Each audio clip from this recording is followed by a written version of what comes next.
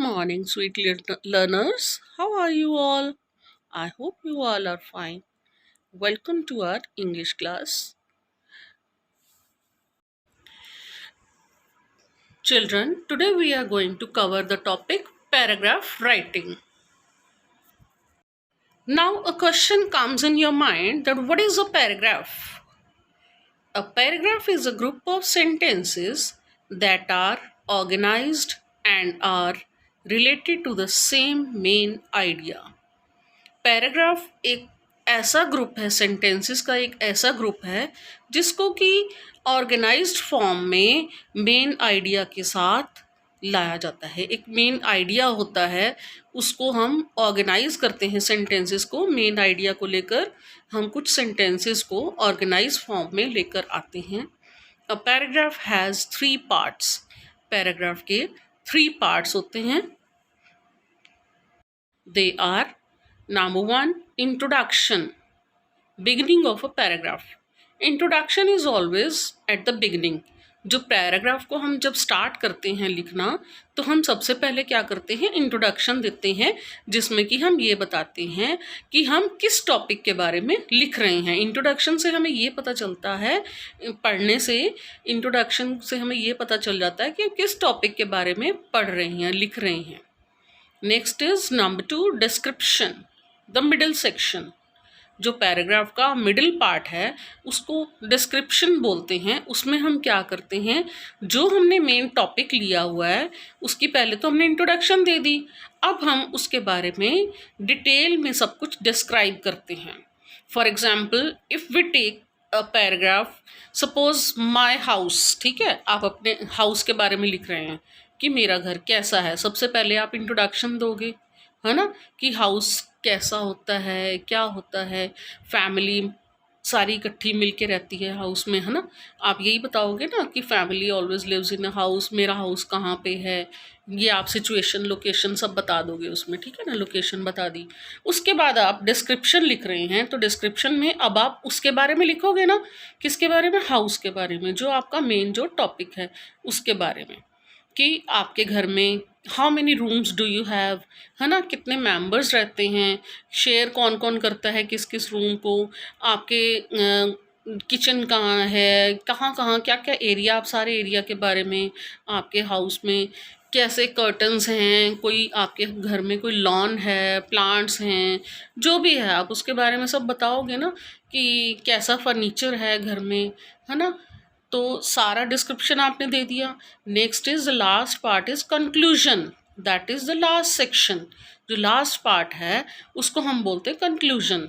उसमें हम क्या करते हैं, पूरा जो हमारा टॉपिक है उसको ख़त्म करते हैं, कंक्लूड करते हैं, ठीक है। उसमें हम लिखते हैं कि हमारे घर में जो है ये पोर्शन है, ऐसे ऐसे सारा कुछ हमने बता दिया, सारे घर के बारे में सारी डिटेल दे दी। तो हम अपने घर को बहुत पसंद करते हैं। आई लाइक माई हाउस, ठीक है, because I feel relax when I am at home. घर में हम जब में होते हैं तो हम रिलैक्स फील करते हैं, ठीक है। हम कंक्लूड कर देते हैं, एंड पार्ट हो जाता है हमारा पैराग्राफ का, ठीक है। इसी तरह से हमने पैराग्राफ लिखना होता है। Today we will write a paragraph on the topic Independence Day celebration. Today we will write paragraph on Independence Day. You know Independence Day is approaching near. आ रहा है ना पास में Independence Day, तो हम Independence Day पे आज paragraph लिखेंगे. Independence Day is celebrated with great zeal. बहुत ही उत्साह से इंडिपेंडेंस डे सेलिब्रेट किया जाता है, मनाया जाता है। ऑन 15 अगस्त एवरी ईयर, हर साल 15 अगस्त के दिन इंडिपेंडेंस डे जो है, स्वतंत्रता दिवस जो है, वो बहुत ही उत्साह के साथ मनाया जाता है। On this day in 1947 India became independent from British rule. अंग्रेजों के शासन से हमें आज़ादी मिली थी कब, इस दिन 15 अगस्त 1947, 15 अगस्त 1947 को हमें जो ब्रिटिश रूल से, अंग्रेज़ों से हमें आज़ादी मिली थी। We celebrate this day by unfurling flag. हम इस दिन को कैसे मनाते हैं, अपने देश का झंडा जो है उसको लहराते हैं। अनफॉल मीन्स झंडा लहराना।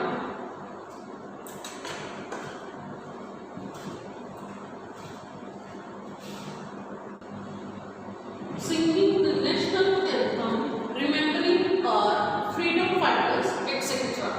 हम इस दिन को कैसे सेलिब्रेट करते हैं?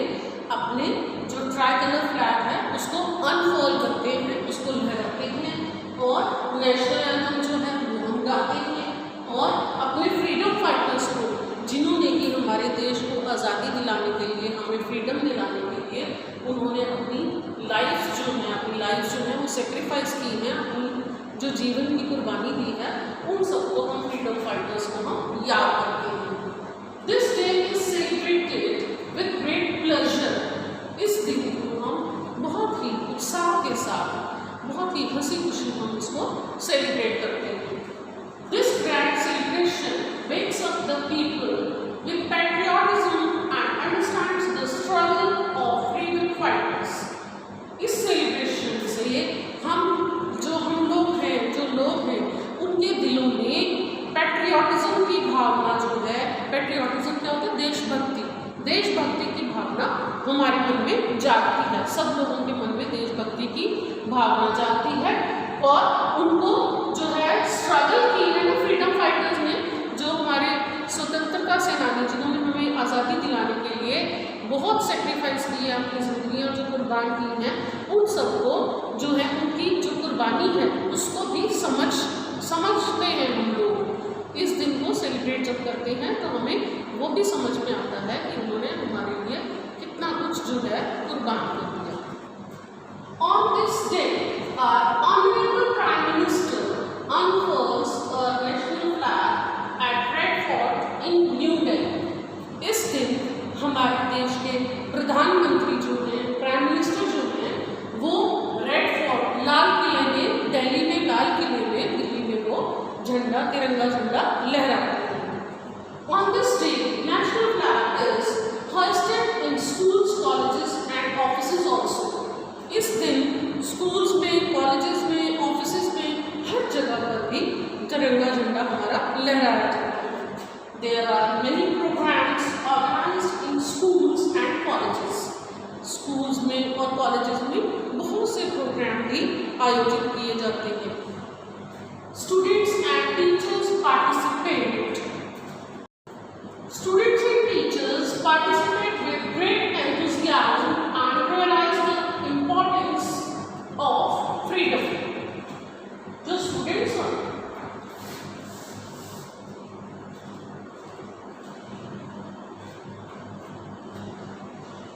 Students and teachers participate with great enthusiasm and realize the importance of freedom। Students और teachers जो हैं वो भी बहुत ही उत्साह के साथ इस सारे प्रोग्राम में, सारे कार्यक्रम में पार्टिसिपेट करते हैं और इस दिन की इम्पोर्टेंस, फ्रीडम की, जो हमें आज़ादी मिली है, बहुत मुश्किल से मिली है, इसकी जो है वो इम्पोर्टेंस रियलाइज होती है, वो इसके महत्व को समझते हैं। Children, like this you have to write the passage। Now children, you have to practice a paragraph at your own। The topic for the practice paragraph is our national flag। Children, you have to write few sentences about our national flag। Now you have to start writing about our national flag। First of all, you will write a sentence that every country has its own national flag। Like other countries, we Indians have also our own national flag that is of three colors। Now the next sentence can be, what do we call our national flag? We call our national flag tricolor flag और तिरंगा। हम उसको tricolour भी कहते हैं, तिरंगा भी कहते हैं अपने नेशनल फ्लैग को, है ना। Then we can write, what does saffron color in our national flag stand for? हमारा जो फ्लैग आपने देखा है ना बच्चे, उसमें सबसे ऊपर सैफरन कलर है ना, पहले सैफरन है, फिर वाइट बैंड है, फिर ग्रीन बैंड है ना। तो सैफरन कलर सबसे ऊपर जो है उसका क्या सिग्निफिकेंस है, किस लिए वो यूज़ होता है, सैफरन कलर का क्या मतलब है। तो हम ये लिख सकते हैं, saffron colour stands for sacrifice और करेज। करेज भी होता है, सेक्रीफाइस भी होता है सैफरन कलर, इसीलिए लगा है। सैफरन कलर किसकी निशानी है, सेक्रीफाइस और करेज की निशानी है। Then we have white colour. तो we have to write what does white colour stand for. इसके बाद वाइट कलर का बैंड आता है ना, तो वाइट कलर का क्या मतलब है, white colour stands for peace and truth. Then the next sentence is what does green colour stand for. बच्चे हमारे नेशनल फ्लैग में सबसे नीचे जो बैंड है ग्रीन बैंड, उसका क्या मतलब है। तो हम क्या लिखेंगे, green colour stands for progress, ठीक है, और फर्टिलिटी, ग्रोथ, है ना। प्रोग्रेस के लिए यूज होता है ना ग्रीन कलर, तो हम यही सेंटेंस लिखेंगे, green colour stands for progress and growth. बेटा now the next question is what is the significance of Ashok Chakra. बेटा हमारा जो नेशनल फ्लैग है उसमें वाइट बैंड है ना सेंटर में, तो वाइट बैंड के सेंटर में बिल्कुल बीचों बीच हमारा अशोक चक्र है।